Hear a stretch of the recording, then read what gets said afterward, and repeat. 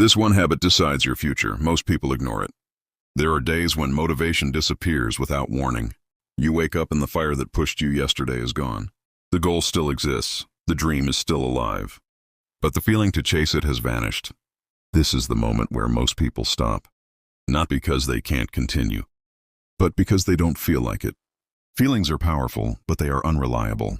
They change with sleep, with weather, with moods, and with circumstances beyond your control. If success depended on feelings alone, very few people would ever reach anything meaningful. The truth is simple and uncomfortable. The work still needs to be done, whether you feel ready or not.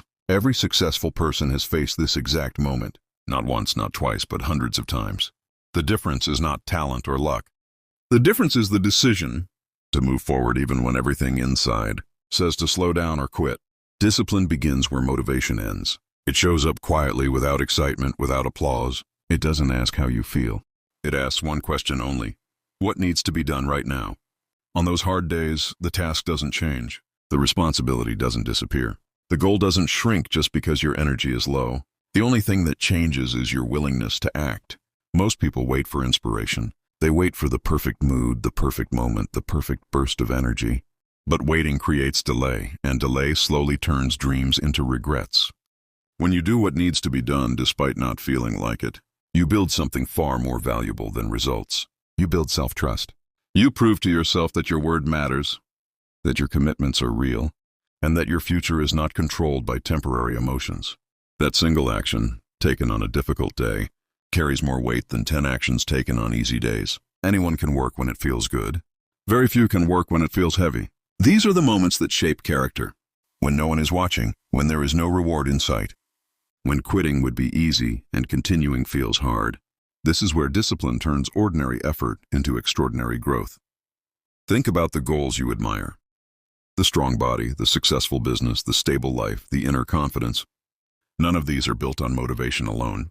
They are built on repetition, commitment, and action taken during uncomfortable moments. Progress does not announce itself loudly. Often it whispers. It shows up as small, boring, repetitive actions that seem insignificant in the moment. But over time, these actions stack up and create momentum. When you skip the work because you don't feel like it, you are not just skipping a task. You are training yourself to quit. You are reinforcing the habit of letting emotions make decisions for you. But when you push through, even slowly, even imperfectly, you send a powerful message to your mind. You tell it that excuses are not in control. You tell it that you decide the direction, not your feelings. There will be days when showing up at 50% is all you have. That is enough. Discipline does not demand perfection. It demands presence. Showing up imperfectly is still showing up. The hardest part is always the beginning. Once you start, momentum begins to build. What felt impossible 5 minutes, ego often becomes manageable. Once action replaces hesitation.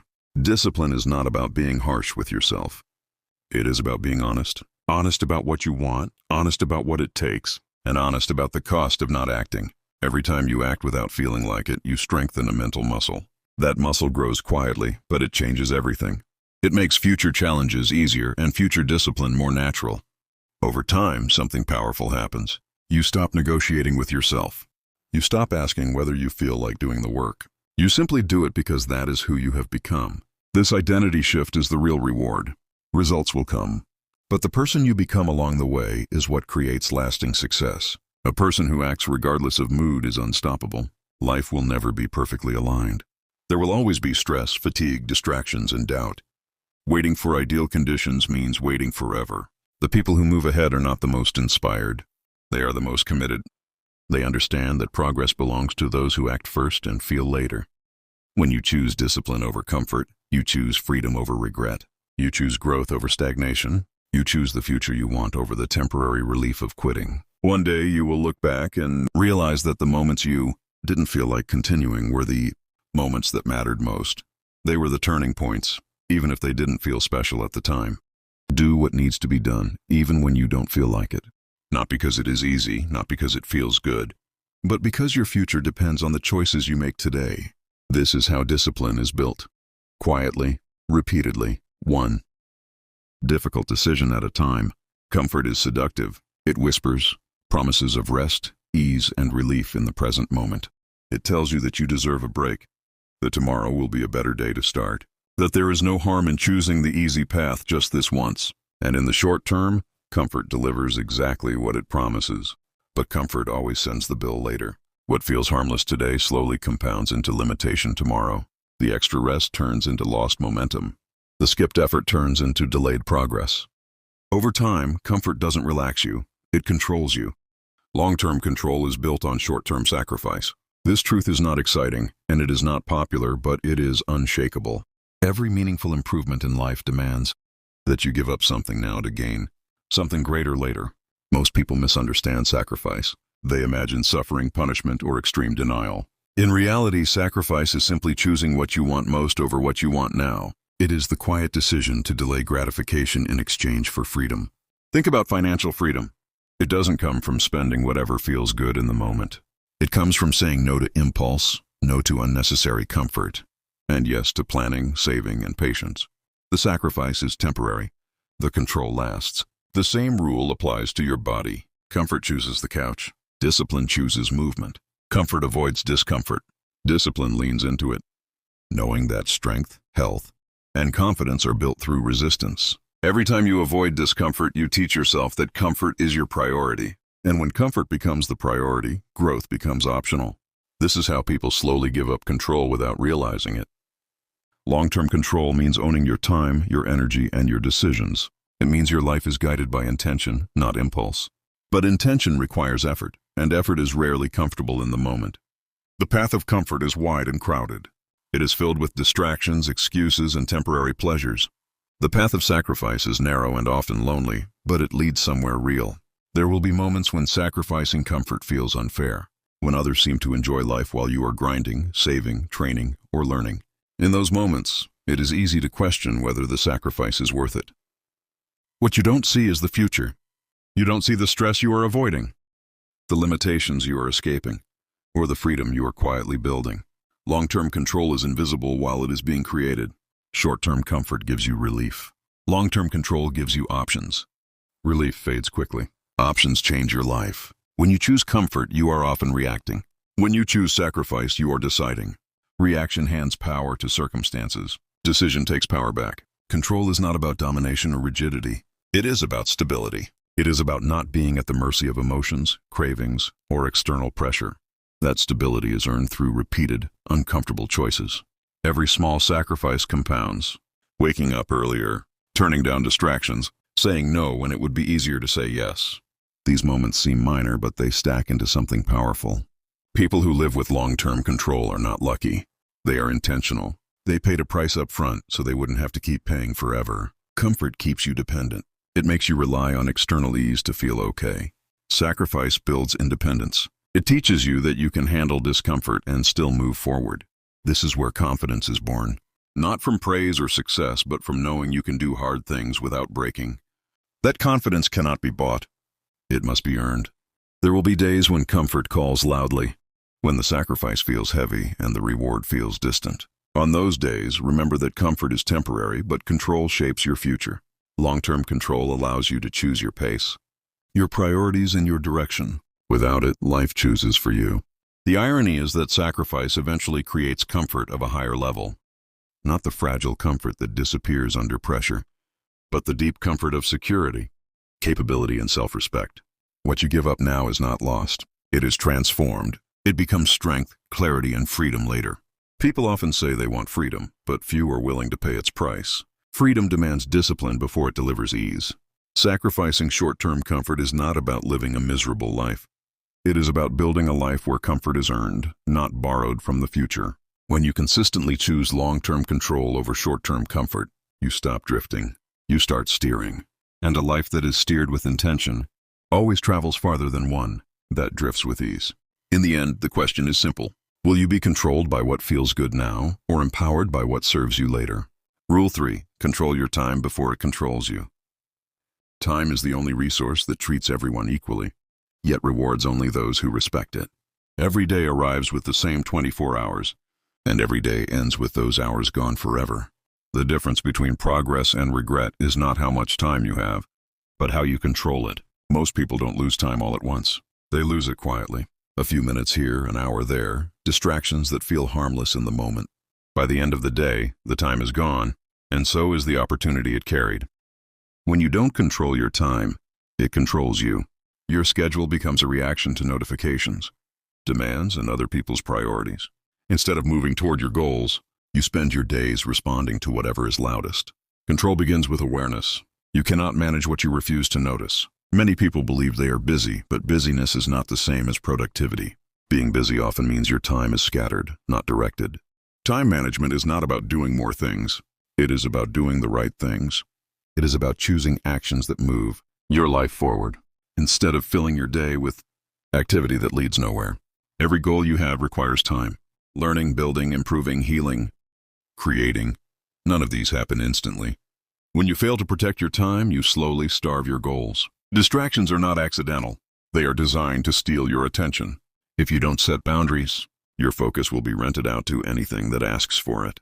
Controlling your time means deciding in advance what deserves your energy. It means planning your day before the world plans it for you.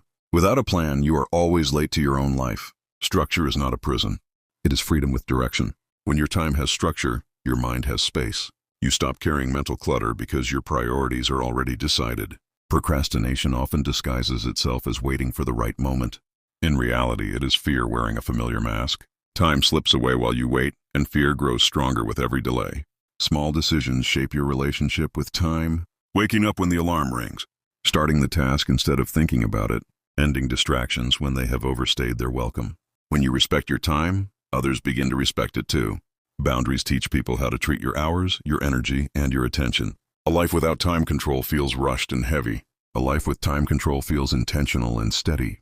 The difference is not pressure, but clarity. You don't need more time. You need fewer leaks. Time leaks through unnecessary scrolling, pointless conversations, and unplanned days. Plug those leaks and your life changes. Time control requires saying no. No to distractions. No to commitments that don't align with your goals. No to the idea that everything deserves your attention. Every time you say yes to something unimportant, you say no to something that matters. Time forces you to choose whether you do it consciously or not. The future you want is built in small focused blocks of time, not in dramatic overnight changes, but in consistent daily use of your hours. When you control your time, stress decreases. You are no longer chasing deadlines or reacting in panic. You move with purpose instead of urgency. Time discipline is self-respect in action. It is acknowledging that your life is valuable and your goals are worth protecting. There will be days when your plan breaks. That is not failure. Control is not rigidity. It is adjustment without chaos. The people who achieve lasting success are not the most talented. They are the most intentional with their time. They treat time as an investment, not an expense. Every day is a fresh account, credited with 24 hours. How you spend it determines the balance of your future. If you allow time to drift, your life drifts with it. Direction requires decision, and decision requires control. When you take ownership of your time, you take ownership of your life. You stop living in reaction mode and start living by design. Control your time before it controls you, because once time is gone, no amount of regret can bring it back. Rule 4. Keep promises to yourself at all costs. The most important promises you will ever make are not the ones spoken out loud to others. They are the quiet promises you make to yourself in moments of clarity. Promises about who you want to become, what you will change, and how you will show up when life gets difficult. Every time you break a promise to yourself, something invisible is damaged. It is not dramatic, and it does not happen all at once, but it is real. Self-trust erodes slowly, like a foundation cracked by small, repeated fractures. People often talk about confidence as if it comes from success or praise. In truth, confidence is built privately. It is built when you do what you said you would do, especially when no one is watching. Keeping promises to yourself is an act of self-respect. It sends a message that your goals matter, that your word has weight, and that you are someone who can be relied upon. When you lie to yourself, even in small ways, you train your mind to doubt you. You begin to hesitate when setting goals because experience has taught you that your promises are optional. This is why so many people struggle with consistency. They don't lack motivation. They lack trust in themselves. They have broken too many small promises and now expect themselves to fail. Rebuilding self-trust starts with commitment to follow through. Not on massive goals, but on manageable ones. Promises that stretch you without overwhelming you. When you say you will wake up early and you do, you strengthen your identity. When you say you will work out, study, practice, or create, and you follow through, you reinforce belief in yourself. Every kept promise is a vote for the person you want to become. Every broken one is a vote against that identity. The world will break enough promises to you. Opportunities will fall through. People will disappoint you. The one place where trust must remain intact is within yourself. Keeping promises to yourself is not about perfection. You will stumble. You will have difficult days. What matters is honesty. If you fall short, acknowledge it and recommit immediately. Excuses are dangerous because they sound reasonable. They make failure feel justified. But every excuse teaches your mind that comfort is more important than integrity. Integrity is not just how you treat others. It is how you treat yourself when it would be easier to look away. When you stop breaking promises to yourself, your inner dialogue changes. Doubt is replaced with calm confidence. Anxiety fades because you know you will handle what you commit to. This inner stability spills into every area of life. Relationships improve because you show up more fully. Work improves because you follow through.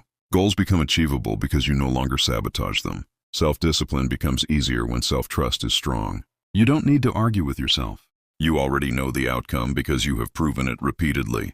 There is power in keeping even the smallest promise.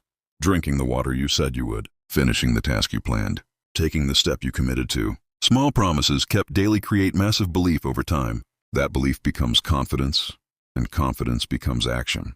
When challenges come, and they will, self-trust is what keeps you moving. Not motivation, not inspiration, trust. You stop needing external validation. You stop chasing approval.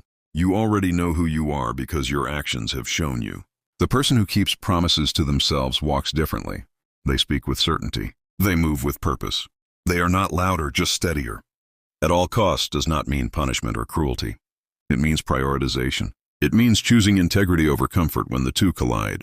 Your future self is listening to the promises you make today. Every kept promise is a gift to that future version of you. If you want to change your life, start here. Make fewer promises. Make them realistic. And then keep them, no matter how small. Because when you can trust yourself, everything else becomes possible. Rule 5. Become consistent, not perfect. Perfection is an illusion that stops more progress than failure ever could. It convinces people to wait, to polish, to hesitate, and to delay action until everything feels flawless. In that waiting, momentum dies before it ever has a chance to begin. Consistency, on the other hand, is quiet and unimpressive at first. It doesn't demand brilliance. It only asks that you show up again and again, even when the effort feels ordinary or incomplete. Most people don't fail because they lack ability. They fail because they try to be perfect from the start. They quit after the first mistake, the first setback, or the first moment of embarrassment. Perfection focuses on outcomes. Consistency focuses on process. One obsesses over the finish line. The other commits to the next step. When you aim for perfection, mistakes feel like proof that you are not good enough. When you aim for consistency, mistakes become part of the path forward. Every skill you admire was built through repetition, not flawlessness. Progress happens because someone was willing to be bad at something long enough to become good at it. Consistency removes pressure. You don't have to win every day. You only have to return. That return is what compounds into growth. People often underestimate what small actions can do when repeated over time. A little effort, done daily, reshapes habits, identity, and results. Perfection creates fear. Fear of judgment. Fear of failure. Fear of starting over. Consistency dissolves fear by normalizing effort. When you show up consistently, your confidence grows naturally. Not because you are perfect, but because you are reliable. There will be days when your performance is average. Days when it feels slow. Days when progress is invisible. Consistency teaches you to move forward anyway. This is how momentum is built. Not through bursts of intensity, but through steady commitment. Consistency allows room for life. You don't need ideal conditions. You adapt, adjust, and continue. Perfection demands control. Consistency embraces reality. Reality is messy, unpredictable, and imperfect. The people who achieve lasting success are not the ones who never fail. They are the ones who never stop returning to the work.